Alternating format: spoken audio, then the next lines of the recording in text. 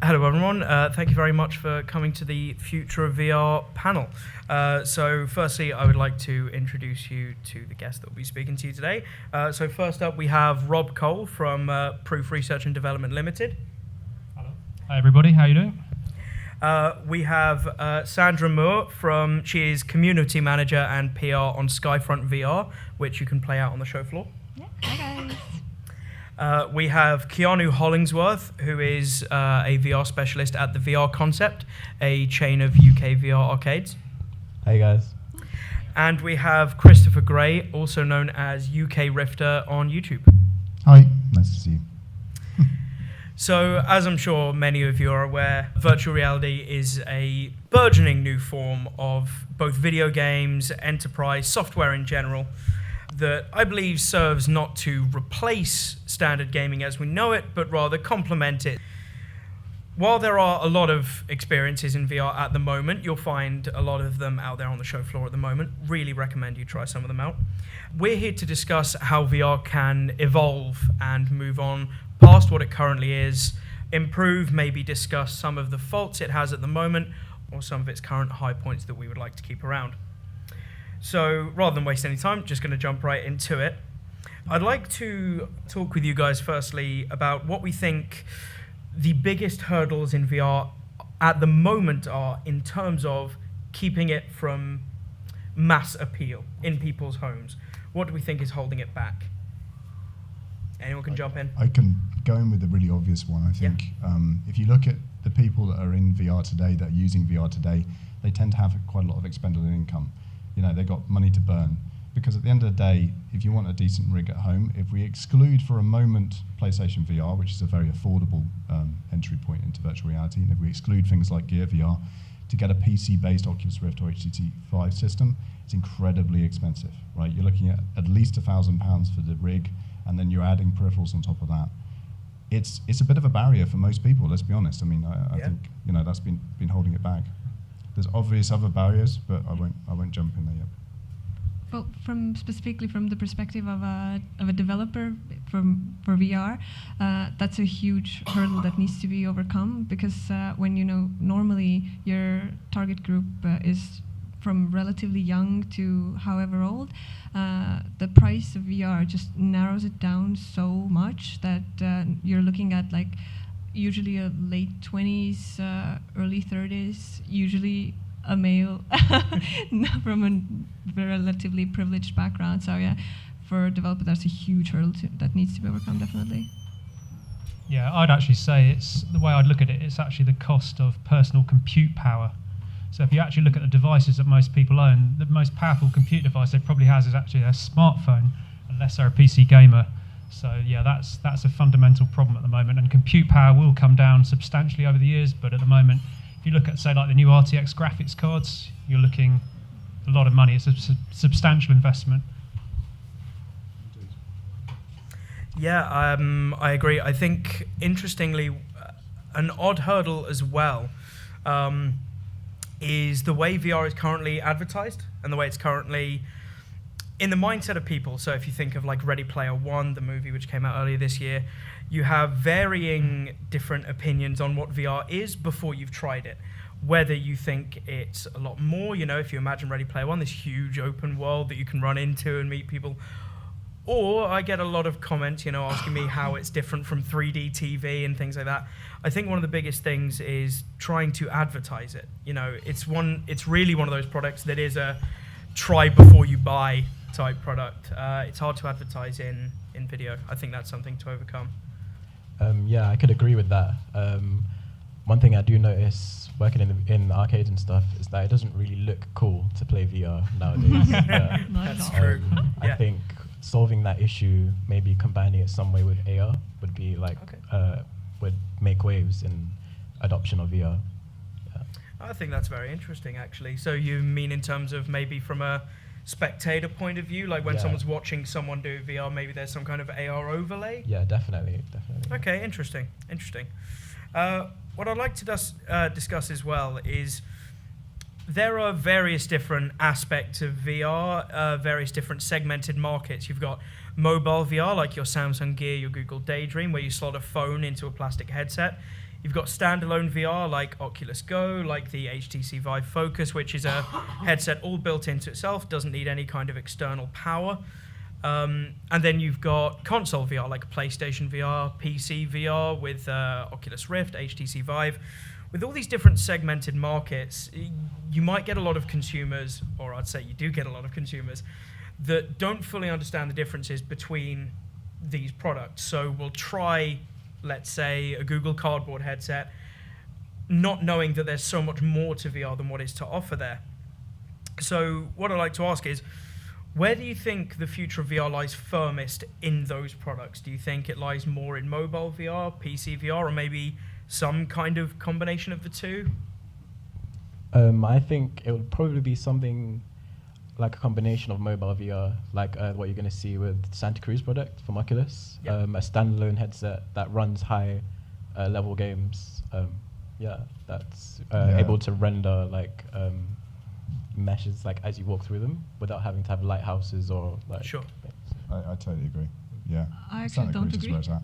You don't agree, have you? No, from a developer's perspective, like what we see retention-wise, so far, like the cardboard ones, for instance, usually people will buy them. They'll try out a couple of games, but they're not gonna. Once the novelty value wears off, those are not the people who are gonna stay playing your games. Like when we look at the statistics, just the ones that like we've collected and talked with different developers, the games that or the experiences that are exclusively mobile based, there's like a peak once it's released, and it's a very sudden dip, and usually there's no comeback from there.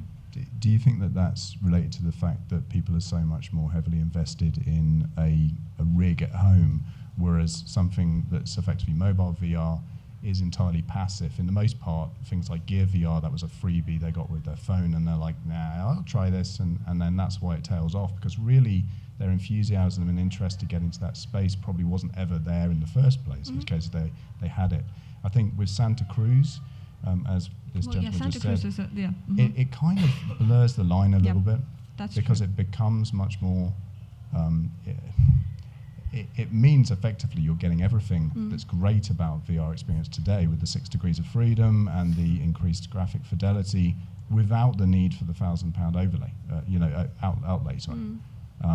I do feel that that's going to be a bit of a game changer, but again, Could be. it really Could- depends. yeah. It really We'll depends. see. Yeah. But again, that's mobile VR, so we'll see. I mean, Yeah. you might still get that drop off, that lack of retention. Yeah, I'd actually say that the current platforms are actually a temporary bridge to the future. And from the research we've looked at, we think the future will actually be a standalone heavy glasses device. But we're talking probably several generations, probably 10 years away from actually getting to that kind of form factor. So everything you see at the moment are actually down to technological or cost restrictions, but that is the direction it will probably go in. I mean, PC VR will always be leading technically, and I think what will actually happen is when you see the home actually redesigned with smart infrastructure, 5G streaming, you start seeing AI hubs appearing in the home as part of your infrastructure, like your electricity and your gas. That's when you'll have the glass factor, where the content's actually streamed locally to your headset with very low latency. But I say that's quite far in the future, so I think everything we have at the moment is actually just a kind of bridge. You're right, and it's funny you should say that about it being a bridge, and I completely agree with the augmented reality being the future and it being what we're going to be heading towards. But I honestly believe we are shooting ourselves in the foot a little bit right now with HoloLens, with the disaster that is Magic Leap. So many promises, and we all had this fantastic idea of what that might look like, and then when it gets released, you're like, hang on, I wouldn't even pay to try this, as a quick experience. And that's very disappointing. And I agree with your perspective. It's 10 to 15 years out, but we want it now. Yeah. And so when AR isn't what we imagine it will be now, we're just like, walk away. Won't invest in that technology. I mean, AR at the moment is really smartphone based, and it is a gimmick. I mean, this is a Google Pixel that runs AR, but it is just a toy, and it's not something that's actually very useful at the moment. But yeah, it's just a technical problem. I mean, I first used VR in 1991. Wow. So it's been a long road. And the technology back then was incredibly limited. It was a company called Virtuality, which was a British company. I mean, it was in the arcades. We had it at the Trocadero in London. That's right. That's Yeah. right. I remember it, Trocadero. I mean, we had the first phase of VR, and it had presence. It actually had good immersion, even though it was running at a very low frame rate, very graphically limited. So, it's been a few decades. It's Pterodactyl Terror. Yeah. That was the one. Dactyl Dactyl Nightmare. Terror. Dactyl Nightmare, sorry, yeah. There were about 5 or 6 different experiences they did. I think this topic actually is kind of related also to the thing we started with. So the hurdles.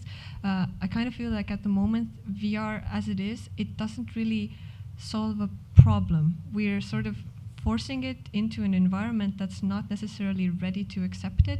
And the way you said it, like if it's part of our homes, and there it would be so much more natural because you're already used to it. It solves some sort of problems in your everyday lives, and then the gaming, the everything else, that just comes as a natural step forward. Yeah, I mean, I would like to add, actually, and this is something that Gabe Newell from Valve actually said, is it's all about content. Content is king.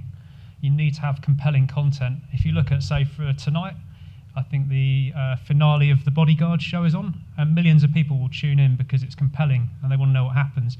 In VR, you could argue at the moment there's not that much compelling content to actually get people to wear a headset, at least for several hours a day, apart from the kind of hardcore gaming niche. And I think that's when the mass market will come good, is when there is really compelling content where people have to buy headsets because they just have to do this sort of thing.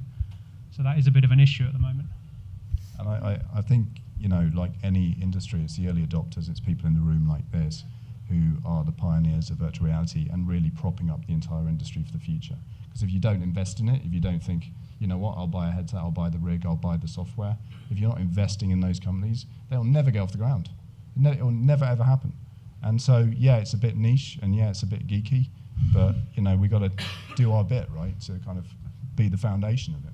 So. Yeah, and if you look at it at the moment, I would argue it's really people like Oculus, backed by Facebook, that are actually doing a lot of the heavy lifting in terms of content generation and hardware R&D.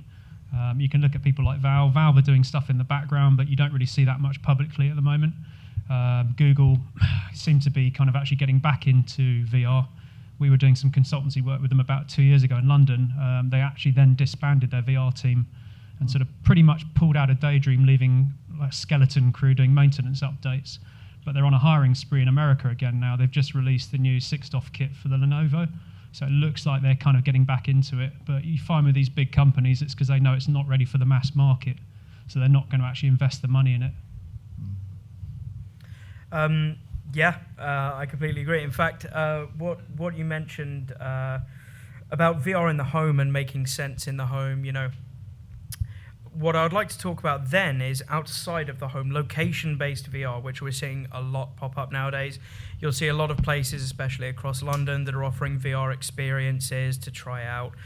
There was a big one in Westfield, both in Stratford and in Shepherd's Bush, with The Void, a big Star Wars experience you could do for a while that turned out to be very popular. So I'm curious, how do you think that location-based VR can continue the success it's seeing so far, or do you think it's inevitably going to dwindle no matter what happens? I'm curious to hear your thoughts on that. I think if it stays the way it is right now, if you look at most VR arcades, it's just like booths set up with headsets in them, usually HTC Vives. They don't really have a spark to them. They're just something that anyone could really make if you had the money to set everything up. I think if it stays like that, it will dwindle because home adoption will go up and people won't want to spend the money to come out and play the same thing they can play at home. So I think in increasing technology, whether it be something like Star VR, which is only commercially available, something that's priced way higher for the home, but offers way more in terms of experience and technology. I think that's the future of location-based, yeah. See, and I wrote an article recently, and I compared the VR arcades of today to laundrettes, because it's a very similar comparison. Laundrettes were everywhere. Every single street corner had a laundrette. They died overnight because appliances came out, they became affordable, and you're absolutely correct. Unless you can enhance that experience and bring something to the user that they can't have at home, be that what the Void do with the kind of, the location sensing VR and all this kind of stuff. Yeah. If you can maintain that, if you can differentiate and evolve, then great. Because computer arcades do exist, right? You can still go to a computer arcade. It's just the distance now between what you can play in a computer arcade and what you can play at home is basically nothing, right? You go there to meet your friends and, have a burger or whatever. Yeah. But, so it has to be differentiated or else they go the way of the laundrette. Yeah, I totally agree with that. I mean, you saw that with the game, the games arcades. Once the consoles became powerful, they pretty much became redundant. And I think if you're using consumer VR in an arcade, once mass adoption happens, they will literally become extinct, like your laundrette example. I think the Void has been very successful. I mean, in Westfield, they're putting through 120 people an hour. When they're at Stratford and then at Shepherd's Bush. But then, they're using custom hardware, haptics, you've got smell, you've got heat, you've got physical props. Did anybody here get to try Secrets of the Empire at the Void? Yeah, it's pretty incredible. I didn't either. Pretty incredible. I mean, there's one bit where you get out of your shuttle, you walk across a gangplank over lava, you can smell a barbecue smell, you can feel heat. There are physical props you could actually sit on, so you would see a bench rendered in VR, and it was a case you'd actually put your hand down just to see if there was something there, and you could actually sit on it. You're having firefights against stormtroopers, you're leaning against physical walls that were rendered in VR, and the thing was room scale plus. The theatre that they did it was the size of this room, and they basically used very clever kind of tricks to actually navigate you around this huge environment. So yeah, that kind of thing's got a lot of legs. I mean, that is a multi-million-dollar installation. And actually, I know this is a bit of a tangent, but if you guys have got rigs at home, if you haven't tried Unseen Diplomacy, that is basically a really brilliant trick of the mind where they make whatever space you have available feel like an arena that goes on and on and on by creating these kind of illusions with perspective. Anyway, it's a complete tangent, but just try that Misdirection. one. Misdirection. I'd just like to add to that. So this is what you were saying is presuming that mass adoption happens soon. But if it doesn't, I feel like what arcades should maybe consider is kind of readjusting their business model, because like if you think of a standard cinema, the cinema doesn't make money from the movies. The main money comes from selling popcorn, basically. So until we kind of have a clear perspective of when mass adoption is going to happen, hopefully it'll be soon. But until then, I think like arcades, if they want to stick around, they should kind of buckle up and look through their business model and see what other things they can offer to kind of bring in the money. Because I think there is a market there. Obviously, we wouldn't be here if we didn't think that the market's there. So that sense, where Keanu works, VR Concept, they're doing a really good job by combining the bar experience with the VR experience, and that's a really great solution. I think also you'll see a lot more marketing-driven VR. I mean, we're seeing a lot of that in London. Last weekend, I went to London Waterloo Station, and Sky VR had basically an interactive experience for the Discovery of Witches, which is a new TV show they've just launched. And you basically had an Oculus Rift. It's a completely free experience in a big play space. I've seen a lot of that kind of stuff. Samsung did their recent thing at Westfield. Yes, yeah, which actually you can still check out if you're ever in Shepherd's Bush in West London. Essentially this demo, they've got a Galaxy Note 9 in a Gear VR headset. You're on this seat. They call it a 4D experience. So as you go through this sort of like race, the car's moving about, it's synced up with the headset's movements, and so it's physically moving your body in the right direction. So it kind of feels more like you're actually there in this vehicle. Yeah, and the other thing that I'm starting to see a lot more of is kind of immersive theatre. There was a really good experience in London in the summer called Somni, which is all about the power of sleep. And that was a mixture of using live theatre actors with VR headsets in a massive warehouse space. It ran for about an hour. So that kind of thing, that's got some proper mileage, because you can't do that at home, just like the Void. Yeah, I also think like content-specific like things will be generated as well. Like if you take, for example, Beat Saber, they've now got like standalone Beat Saber arcade like kind of booths with the headset and the controllers and everything. I think specific things like that will be what drives like location-based gaming, like escape rooms. If one becomes very popular, you wouldn't really do that in the comfort of your own house. You'd go with a big group to a location. Yeah, multiplayer as well. That's a massive one. I've tried some of the systems that use OptiTrack. where you can literally have warehouse scale, with 12 players in it. That kind of stuff's incredible. Obviously, again, you can't do that at home. Amazing. I mean, you see these guys, they have like existing businesses and they are screaming out to be converted into some kind of virtual or augmented reality experience. And the one that always gets me every time I see it are the kind of laser tag places, right? Almost every town has a laser tag thing and kids go there for parties. That is just absolutely screaming out for a clever developer to come in and map the environment and create an experience. And yeah, it's a big investment for these guys, but immediately you've got something that is out of this world compared to just hiding behind cardboard walls and shooting at children, which is my hobby. I have children. I don't just go there. I have children. I'm allowed to go, so it's fine. It's interesting. During that one there, pricing came up quite a lot, not just in terms of experiences, but also we spoke earlier about prices of entry into VR headsets, PCs, etc.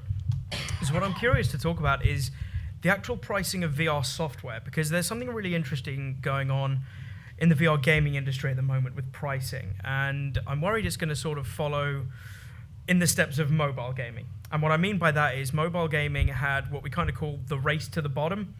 For a while it was sort of acceptable that games might be a certain price on mobile, and eventually they started getting lower and lower till everyone started competing to becoming one of the cheapest games on the market, until eventually almost everything was free.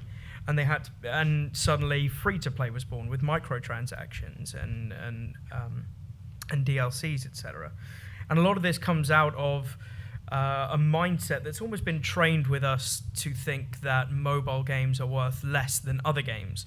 You see, for instance, Square Enix's Final Fantasy series on the mobile app stores, almost £11-12 a game, and in your mind you kind of react like that's incredibly expensive, whereas if you had seen that on the PlayStation store, you might think that's quite cheap. And something similar, it feels like, is kind of happening in VR, where the majority of experiences, no matter what scale they're on, try to hide behind a lower price than they could possibly justifiably sell such a thing for. So if you go on the PlayStation store and look at PlayStation VR games, you'll see an awful lot of them for like £3 or less, and I would argue the majority of them are actually worth more than that.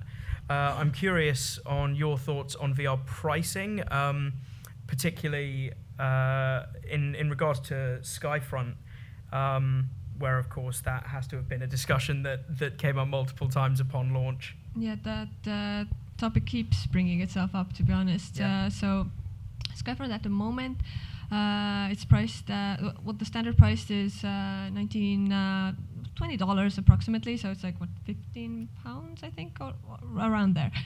Our game is a little bit of a special case because we are a multiplayer, and a lot of the time if you say VR multiplayer, you've got your crowd already running out the door, because everybody knows that there's not enough home users to necessarily provide the player base. So a lot of the time we do get feedback, people buy the game and they're like, this is not worth the money because there aren't enough people in. So we've considered a ton of different pricing options. We have even considered free play at times. So, okay. But the problem there is you need money to develop a game. And I honestly do think looking on Steam, Viveport, wherever, the games are ridiculously low priced a lot of the time. And the developers, they can't concentrate solely on VR, which I think a lot of people in VR would love to do. They need to develop, I don't know, even for mobile or for Facebook, because that's where the money is, and that's how our business model is created at the moment. But ideally, I'd like to see a world where, again, VR games are valued for as much as non-VR pancake games are. For instance, one thing that we did discover or discussed at some point was including ads in our game. But at the same time, again, you've got players, they don't want to see ads in VR on PC. It just clashes. And ours is a esportsy kind of tournament style game. So we might be able to hide the ads well enough so that the player could accept them without much rage. But we're an esports game. Not a lot of games necessarily are. So how would they go about solving that? And I think that's a large-scale problem that kind of goes down to player mentality. And I don't really see a solution at this point. Okay, I was gonna say, at least from what I've seen, in pancake games you can get up to about 60 hours of gameplay on a really good game. In games like The Witcher, you can get upwards of 100 hours of gameplay. In VR games, it's a lot less, and I think the price reflects that. Even with VR games, you make a super entertaining game. Everyone wants to play it. It's still really hard to play long periods of time in that specific game, whether it be due to your physicality or whatever it be. I think it just leaves a bitter taste in people's mouths when they have to pay £60 for a game they'll probably pay 10 hours of. So I think 10 hours is already very good. That's a long time in a VR game. So I think the price reflects that, and I think developers have noticed that people aren't going to be playing these games as long as pancake games. So that's why they've brought the prices down. See, that's an interesting thing, because having talked to quite a few developers, it's strange that a lot of VR developers don't realize how long the average person can stand VR for. And like, if we look at, for instance, for Skyfront, if we look at the session lengths from arcades, we've got a relatively good session length of an average of 17 minutes, and that's really good. And if you have developers coming in expecting their player to stay in VR for 2 hours, that's ridiculous. That's never going to happen, and there's a huge clash there. Yeah, it's definitely a huge clash. And it could be anything. It could be a number of factors that take someone out of a game. Yeah, so it's really hard to predict, like, what you could do within your game to make it last longer. Yeah. I think a lot of this also comes back to the current limitations of the hardware that we actually have. And we have a phrase we use in our company, which is that content is king, but comfort is key. And at the moment, ergonomically, the headsets are actually pretty poor. Something we did recently is we've done a lot of work on ergonomics in headsets and actually looking at having 3D printing of custom face cushions, so you can actually adjust to people's asymmetry, because we all look the same, but we're actually very asymmetrical. You know, your eyes aren't actually at the same depth or the same position on your face, so when you put them into a headset that's designed to center off your nose bridge, you get all kinds of comfort and optical issues. So we've actually been doing a lot of work on that, but it's kind of premature. You know, the headsets that are out there at the moment are about as good as they're going to get, and this is going to take several generations to actually kind of come good. So yeah, player comfort is a big factor. I think so, and it makes me laugh when people talk about player comfort, because you know, the whole Rift versus Vive thing. You know, people love to be in a tribe, right? They love to feel like they're part of a group, and I've always been quite vocal that I prefer the Rift, but it's all about your physiology. It's all about how comfortable it feels, and the right Vive would be right for someone and not right for the other. I mean, the point about the pricing of games, that's so funny. I mean, I talk to my friends about this and I say, oh, there's a new game out. How much is it? Oh, it's £16. £16. What are they talking about? £16? And you have to check yourself, because of course you happily pay $49.99 for whatever, you know, Far Cry 5 or whatever that comes out on the PC, but you won't do it on VR.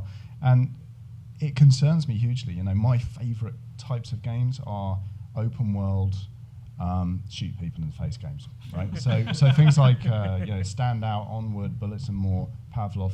Now, unless these guys, and they're selling for nothing, right? So Bullets and More are like, it's £5 or $3.99 on Steam. It's nothing, right? So how are these guys funding their servers, right? How are they running the VoIP system? How are they keeping this thing afloat? And of course, the answer is they're not, right? They're making a bit of they're scooping as much money as they can very quickly, and then it'll die.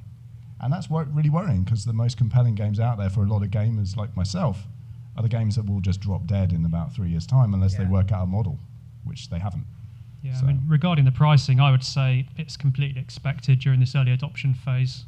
And we're in a very difficult position at the moment, and it's almost, again, that thing of it going mainstream is where we will see that ramp up with AAA titles and the funding put into it. I mean, solo developers or small teams can probably survive. Even on some of the mobile platforms, some of the solo developers have actually made quite good money with standout titles. But actually taking that jump from what we see now to where it needs to go it's going to be tricky.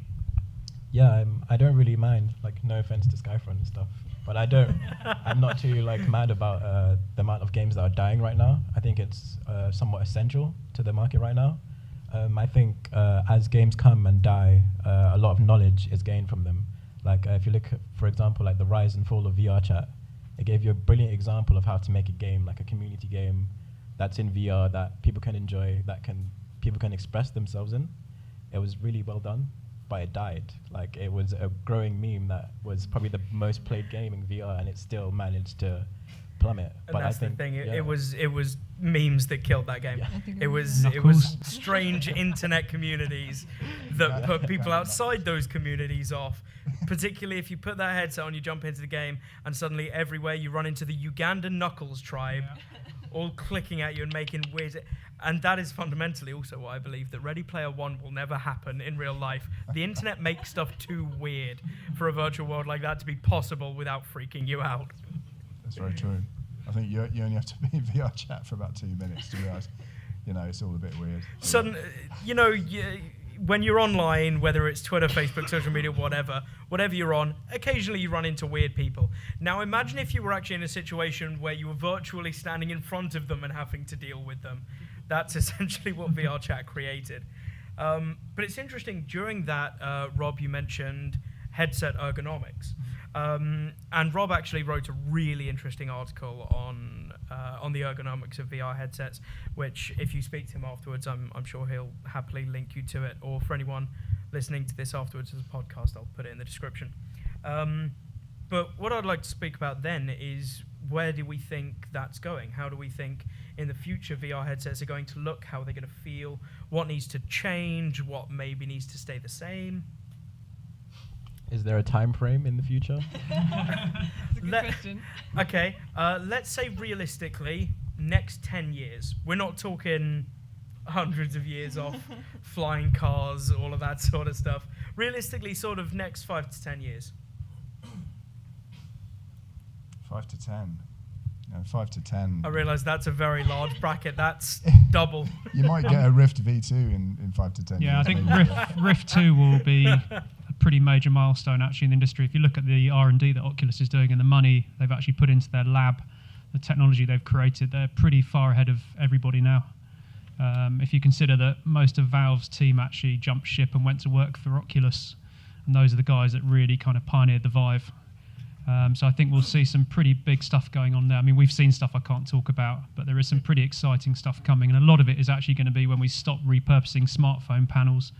We're to the point now where they're actually having custom panels made for VR. You're starting to see those on some of the new headsets that you're seeing on the kind of consumer sites.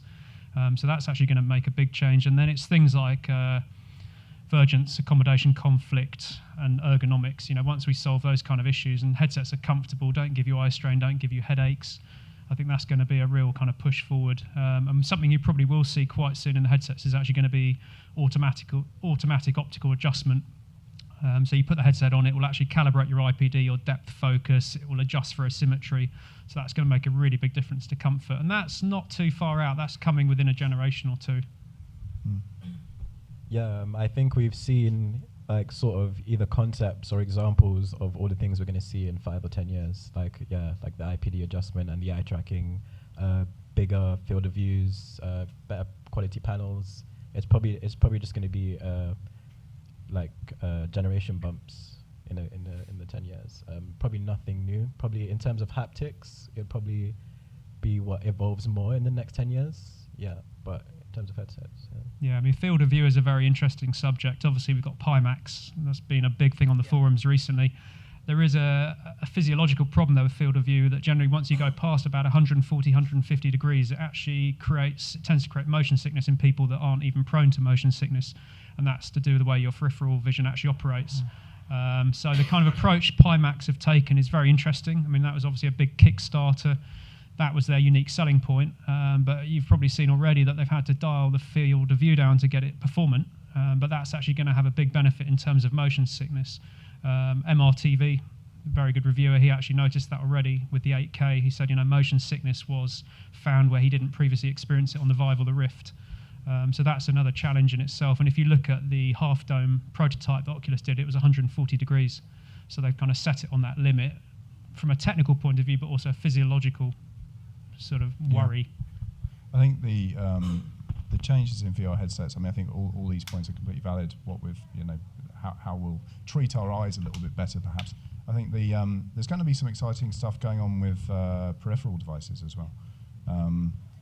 We all want an omnidirectional treadmill, of course, but they do exist, of course. I mean, a lot of you guys will know this, that the Ready Player One omnidirectional treadmill was a real thing. It wasn't computer graphics, it was an actual thing that exists.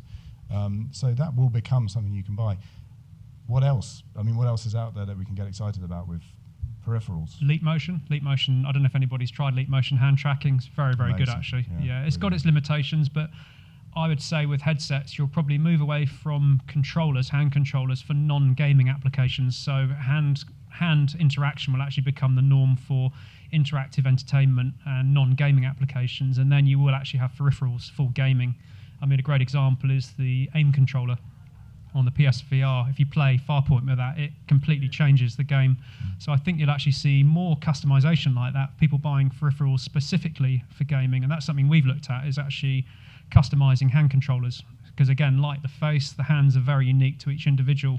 A lot of people will say, I don't like the Vive Wand, or I like the Rift Touch, but it's very, very personal.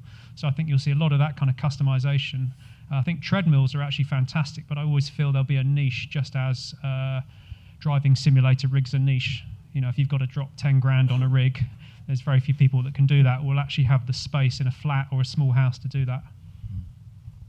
Yeah, I've always said that I hated those treadmills because you don't want to run. You really don't want to put the physical effort in to run, especially in like a fantasy game or something. But yeah, what you said about peripherals and stuff, I think once tracking technology becomes easier to make, or easier for developers to get their hands on, I think that's where they will also gain a lot of money. If you go back to that topic about money, they can also earn money like that, such as like Guitar Hero, who sold the guitars with the game. Of course. You could sell tracked peripherals with their games. So yeah. Yeah, and I think a lot of that will come down to bundling, like the way that Farpoint was bundled with the aim controller at a very good entry point. I think you'll see that with Valve's Knuckles. There is a lot of talk in the industry that they're going to be bundled with a headset, as well as sold alone, probably with software experiences, hopefully from Valve. I won't say the number 3 because that upsets a lot of people. They don't make third games. Interesting. So, in fact, on that topic of games, getting bigger, and particularly not wanting to use treadmill to traverse an open world, I agree. But hey, instead of treadmills, we're getting cyber shoes. Maybe have you tried the cyber shoes? Those things. That's an option. Yeah, that's possible. I think an interesting use case, particularly in the home. But I'm curious then, outside of hardware, how do we think software in VR will evolve over time? What do we think is currently holding games back in VR? What do we think they might look like 5 years down the line? I think if Steam becomes, if they evolve into an even bigger giant in the gaming industry, I think like something like Steam OS will be essential to like gaming in VR, having an operating system that works solely just for the VR interaction. And I think that's what's holding it back right now. Like having Windows and all the stuff that they try and do, and like there's a bunch of other processes, and like nothing's optimized really properly. So yeah, I think a good VR-based operating system is what's holding it back. I think either VR needs to be less demanding, or computer tech needs to evolve faster and become cheaper. Because from our game development experience, our game looks technically like a 10-year-old pancake game, just because you can't, if you put in all the poly count, all the objects that you'd want to make the game actually visually as appealing as 2D games are, there's no computer that can run that. And we run into that problem just when we were releasing our most recent level, that we had to tone it down significantly, just because even like the most powerful MSI computers just wouldn't run it. That's it. for context, when we refer to pancake games, we're just talking about non-VR games, just standard TV games. Just figured I should give some context when we refer to pancake games. It's a disparaging term. Yeah, it is. I would actually say, I'd actually even say, for VR to succeed, it needs to move away from games. Actually, because gaming it's often where the early adoption happens, because we've got a lot of people that spend a lot of money on hardware and software. But I would actually say it's really going to become immersive, interactive entertainment, social experiences, well-being, mental health applications. There's a massive market for it out there, which is much bigger than the gaming market. And I think actually once the devices become frictionless to use, where it's, say for example, the heavy sunglasses format, you put it on and it works. Just as you sit down in front of your HD TV, you turn it on and it works, and you can enjoy your compelling content. I think it's actually when we move away from shooting things, which is very enjoyable, and we actually have a lot more to do, it will actually give us a proper use case, and that's where it will become what it really can be. What I've seen from that perspective, I absolutely 100% agree with that, but VR being as in its infancy as it is, I've noticed that people who, they know the solutions in VR, they can't necessarily come in contact with the problems. So I've talked to, for instance, people who specialize in neurosciences, like people looking to find a cure for Alzheimer's, and they have these problems that potentially could be solved by VR, and now these people are finally slowly kind of coming together. But I kind of think we need to educate the next generation, where even already in the university education, these two sciences are combined, so that, again, large-scale implementation can happen. Yeah, I mean, sorry, after you. Sorry, I do agree. I think I suppose there's two different ways to look at it. You can look at it from the perspective of what will bring greater adoption to VR. I mean, I think a lot of what we're talking about are still quite niche, but incredibly important. Like the mental health aspect of it. I remember even with the DK1 days, the very first prototypes that were being handed out, there were mental health applications being devised to help with anxiety. Actually, ironically, one of them was sitting on stage doing a talk, which I actually tried because I really hate talking in front of people. And I sat in that for ages to teach me to get over sitting in front of people on stage, and it actually worked really, really well. And there's so many niches out there that VR applies to so brilliantly.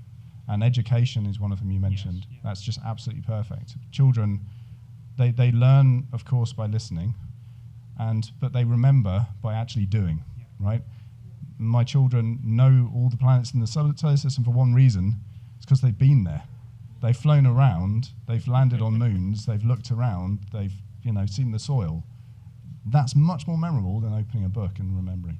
So there's so many different areas and industries that it will touch on. I think it's really important that it does. Yeah, I mean that's. I know you mentioned AR earlier, the HoloLens. I mean that's actually had large adoption in industry. There's over 50,000 HoloLens units out there actually being used by large corporate companies, mainly for training. It's the idea you can send a technician to a remote site and they can actually upload plans into the headset and then actually repair a machine without having prior knowledge of it. So there's massive use cases for this technology as it comes to the mass market. So we've just got a couple of minutes left. So the last thing I'd like to ask you guys, so there are various people in the room right now, I'm sure some of which own some kind of VR device and some of which don't. And same goes for anyone listening afterwards. So for anyone in the room who maybe hasn't taken the dive into VR yet, what would you suggest be their starting point? Would you suggest maybe they wait for something in the future, or jump in now with something like Oculus Go, PlayStation VR, go full on with a Rift or Vive? What would you say? That's a really good question, because it comes back to the original point, which is it's almost impossible to sell VR because nobody will give you a demo free of charge. Yeah. You've got to go to an arcade to actually try out a Vive or a Rift to know which one actually suits your face, or you have a friend who's got one that you can go and say, can I have a go? To be honest, I would recommend anybody that enjoys gaming, VR is just a no-brainer, absolute no-brainer. Even if you only find one title or two titles that are fantastic and you enjoy in VR, that's all you need. The fact there's 1,000 others out there doesn't matter. In reality, I love VR and I play thousands of titles, but in reality, day to day, I play maybe 3 that I love and I keep going back to. But that's all you need, right? You can justify it. It's such an incredible technology. You can justify it with 1 or 2 titles, amazing. Yeah, I completely agree with that. It takes like one situation or like one game you're playing, and you'll look back on that situation or that whatever happened, and you'll just be like, yeah, it was totally worth it, like 100%. If you manage to get a chance to trial it, I'm sure. A while back, there was a list on Vive's website of places you can go and try it. There's always people in the community that will probably give it to you a try or something. If not, VR arcades, go there and try them out. Don't really take mobile virtual reality as what it is right now. It's very weak in terms of like the full power you can get today. Also, PlayStation VR is very good, but also weak in comparison to the PC VR. Yeah, if we're looking at experiences that currently exist, so as we discussed earlier, so since it's really, really difficult to convey the experience of VR on a 2D screen, I think everybody should at least give it a go. In that sense, it is a no-brainer. Just give it a go. And we all know motion sickness is still a thing due to several reasons. So you might experience motion sickness, but hey, you'll at least have the experience, and you'll make a conscious decision whether VR is for you or not. And Keanu mentioned community, and I honestly think that's at the moment in this early adopter phase, that's a huge thing. Yeah, and every single person I've met within the VR community, they're the sweetest, like nicest people, and everybody is so happy to meet another person who is equally as enthusiastic about VR, and I think everybody.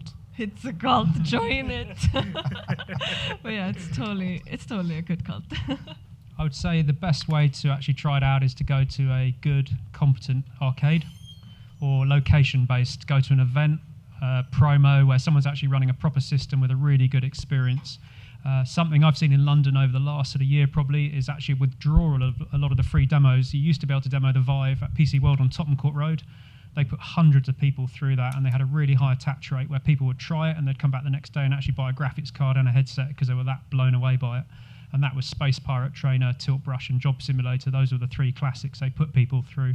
Again, with the Rift, it's actually quite hard to demo at the moment. There's not that many people that are demoing it. So the best thing is find a good arcade. Go to an event if you see one popping up. I mean, in London, we've got Rain Dance next month, and they're doing a whole VR weekend. I think they've still got tickets left, and they've got about 30 different experiences you can try. BBC have just done an incredible virtual reality experience of the Blitz, and they've also done one basically about World War I called No Letters to Be Written. So there's a lot of stuff out there if you actually look around, and it's done really well. So that would be a good way of doing it. Yeah, and I would say also you'd be thinking about budget. So in that situation, if you decide VR's for you and you've got the money, I would say go for the full PC setup. Rift or Vive, that's personal preference.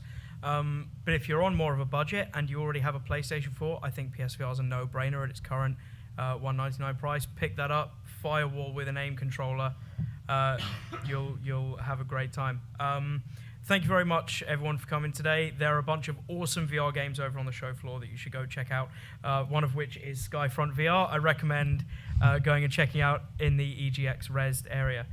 So if we could give all the panelists a round of applause, that would be great. Thank you very much. Thank you, guys.